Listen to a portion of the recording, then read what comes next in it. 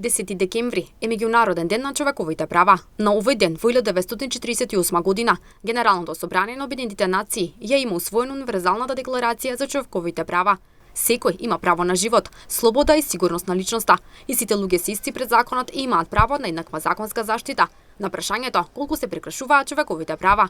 Они се почитуваат на човековите права, ама како се почитуваат, тоа не може да кажем тачно. Помежно дека се почитуваат.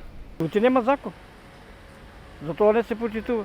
Треба да има казни. Они земе казната, напише им оде у судот скине. Шо? Нема закон, значи. Тоа е тоа. И тоа треба строг закон да има. Ја гледај нагоре, Кина, Јапонија. Гледај германците, сите маски носат. Тука шо? Земнало раката е маа така, значи нема закон. Од човекови права не останало ништо веќе душ. Нема човекови права. Кучињата имат повеќе право него ние. Оди кучето го шета, законот го штити, од нас никој не штити. Не се почитуваат, не. Па знаеш, да не одиш по тие врати.